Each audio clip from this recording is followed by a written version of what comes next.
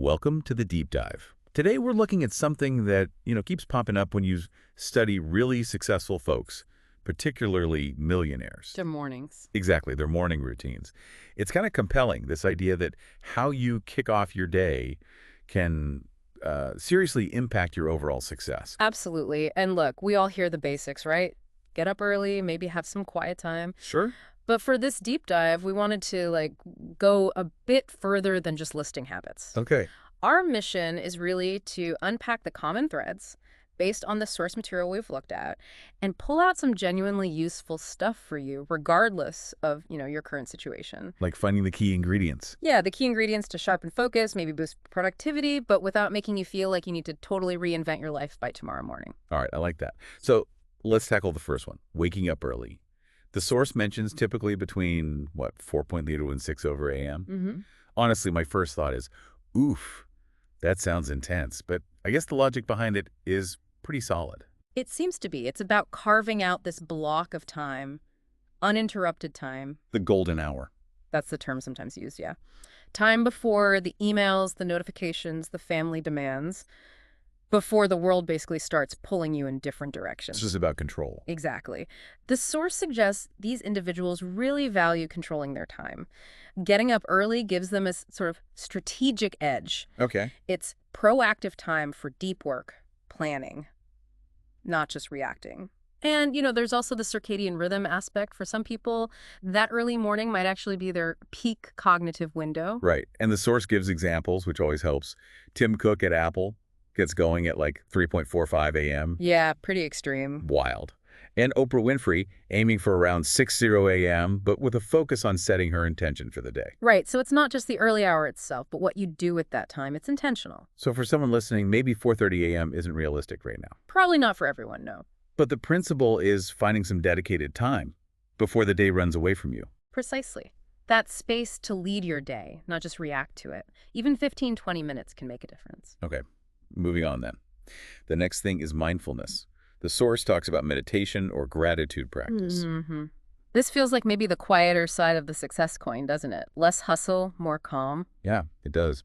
But what's interesting is how crucial the source makes mental clarity sound. A calm, focused mind is presented as a really powerful asset. So things like, 10 minutes of deep breathing? Yeah. Or a guided meditation. Exactly. Or even just jotting down, say, 3 things you're grateful for. Simple stuff. But the impact can be significant in shifting your mindset towards positivity right from the start. And it's not just about feeling less stressed, is it? There's a practical edge. Absolutely. The source links this to focus. If your mind is cluttered first thing, it's hard to be effective. It also mentions maybe visualizing your goals during this time. Yeah. So yeah, by focusing on gratitude or your intentions, you're kind of setting the mental stage for the day positively.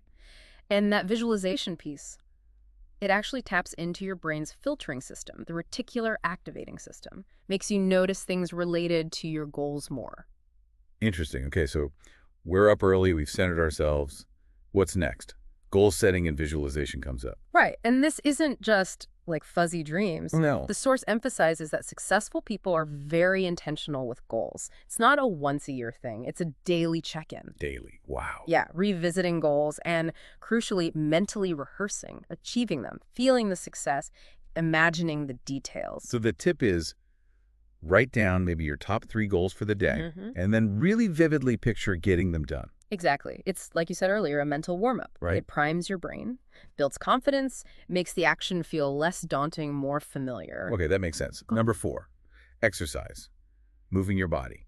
Seems obvious for health, but the source really flags it as a priority for the wealthy. Yeah, it's presented as almost non-negotiable for many. The connection drawn is strong. Physical activity sharpens mental performance. How so? Boosts energy, lifts mood through endorphins, improves focus. Even a short workout can make a difference for the whole day. It's that mind-body link again. Right, from the get-go. Exactly. And they mentioned Richard Branson, claiming exercise gives him, 4 extra hours of productivity? Claim cited, yeah. It really highlights that it's not just about physical health. It's seen as a tool for cognitive enhancement, too. And it doesn't have to be running marathons. Right. Yoga, jogging, weights. Anything that gets you moving consistently. Find what works for you. It's framed as an investment with real returns on productivity and well-being. Got it.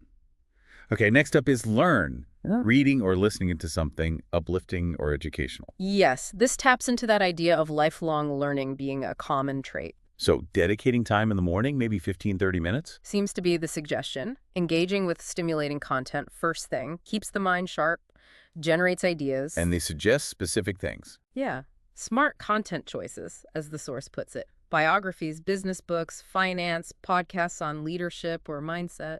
So it's intentional learning, not just scrolling social media. Definitely. It's about proactively feeding your mind with valuable stuff, setting a growth-oriented tone for the day. Which leads nicely into the next point, healthy breakfast and hydration. Fuel. Yep, fuel equals focus is the phrase used. Pretty direct. Can't argue with that. You can't expect peak mental performance on an empty tank, right? Yeah. So a balanced breakfast protein, healthy fats, fiber for sustained energy. Not just a sugar rush. Exactly. And hydration is just as vital for keeping your brain working well. I like the tip about maybe lemon water or green tea instead of just coffee Yeah. to avoid the crash. Right, small tweaks. It all ties back to setting yourself up physically to, as the source says, crush the day. Gives you that energy, that stamina. Right. Supports everything else we've talked about. Okay, finally, plan and prioritize. That feels like where the rubber meets the road. Totally. This is where you direct all that early morning energy and focus. So reviewing the calendar, setting intentions. And importantly, focusing on the high-impact tasks first.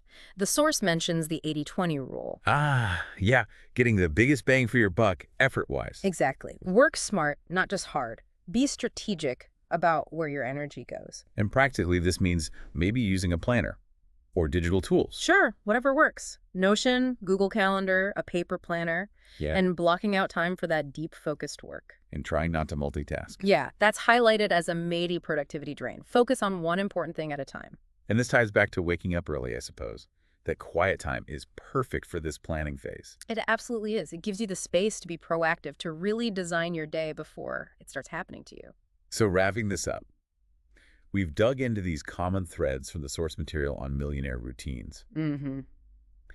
And it seems like, okay, yes, there are specific habits, but the underlying themes are intentionality, focus, taking care of yourself. I think that's exactly it. That's the core message.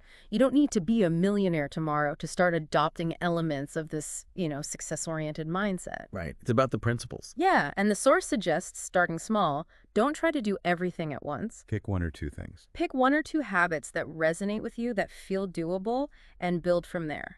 Create a routine that feels right for you. It's not about just copying someone else. Not at all. It's about building a personal ritual that genuinely fuels your purpose, your clarity, your productivity. And that quote the source ends with is powerful. Win the morning, win the day. It really sums it up, doesn't it? Those first hours set the trajectory. They really can. So maybe a final thought for everyone listening. If you had to pick just one of these habits we talked about, which single one, if you did it consistently, do you think would make the biggest positive difference in your life right now? Yeah, that's a good question to ponder. What's your biggest leverage point for tomorrow morning?